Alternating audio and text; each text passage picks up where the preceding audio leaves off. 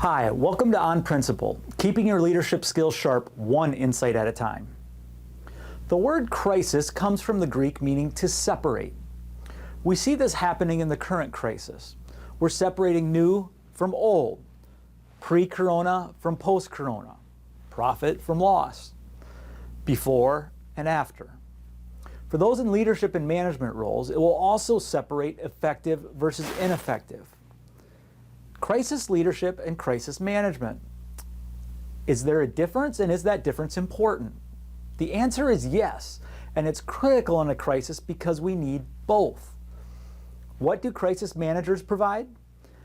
They provide the operational expertise and skills to make sure we're monitoring the right things, planning, executing those plans, and holding people accountable.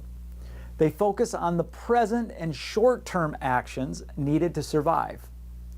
Crisis managers provide clear direction, focusing on efficiencies, expenses, inventory, cash flow, and other operational concerns. Their primary purpose is to provide stability. Let me say that again. The primary purpose of the crisis manager is to establish stability. They do this by providing clear communication about what's going to happen, when, how, and by whom. They plan the work and work the plan. Then they monitor closely, adjust, redirect, and fine-tune. If organizations don't have effective crisis management, they often don't survive. Why? Because their primary focus is on getting the work done. When done well, crisis managers generate confidence in followers because they have a plan. They're communicating it constantly, and they're executing it. So what do crisis leaders provide? In contrast to the operational needs that managers attend to in a crisis, our effective crisis leaders engage the human needs of the organization. They're engaging the emotional nature of people. They generate trust by providing hope, speaking from the heart. They connect the organization's mission and values to the actions it is taking. Crisis leaders are bringing people together for a common cause. They provide a realistic hope in the future, but don't sugarcoat the reality of the situation. One of the most famous examples of this is Winston Churchill's "We shall fight on the beaches" speech. Check it out if you need a little inspiration. Our crisis leaders are thinking strategically about the long term as well, about what's next and how to position for future success. They are using emotions to bring about positive change while setting the tone. When done well, crisis leaders generate trust and commitment at a much deeper level.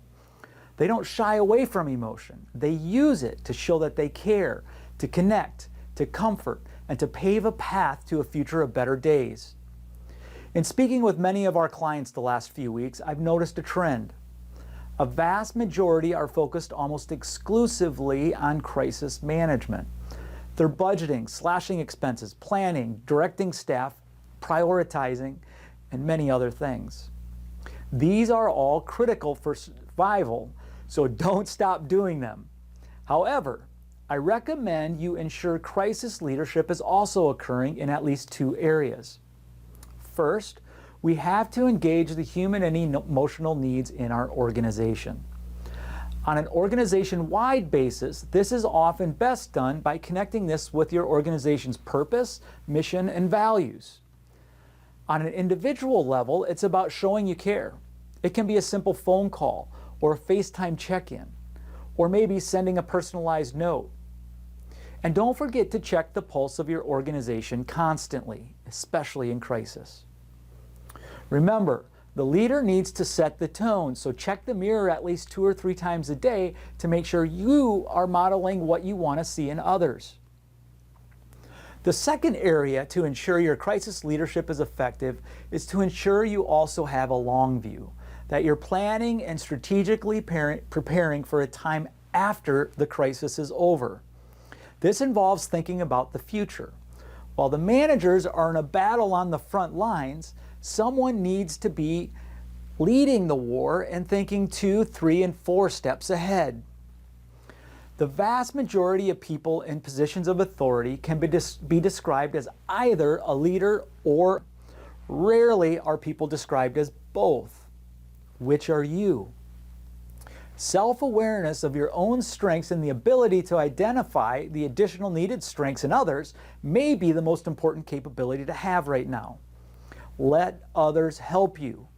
Remember, both crisis leadership and crisis management are needed in these times of uncertainty and fear.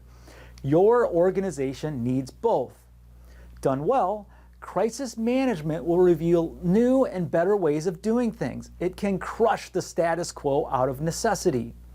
Crisis leadership done well will rally your troops, strengthen commitment, and create deep loyalty. Your job is to make sure both are occurring regardless of what your talents are. And remember, very rarely can one person do it all. You don't need to have all the answers, so let others help you. They want to be a part of the solution, even if it's tough, especially if it's tough. We know that these can be difficult times for leaders and managers. If there's anything we can do to help out, please let us know. Leading from the top can often be lonely.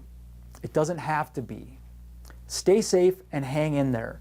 Better times are coming, and we want you to be ready for them. Thanks, and I'll see you soon.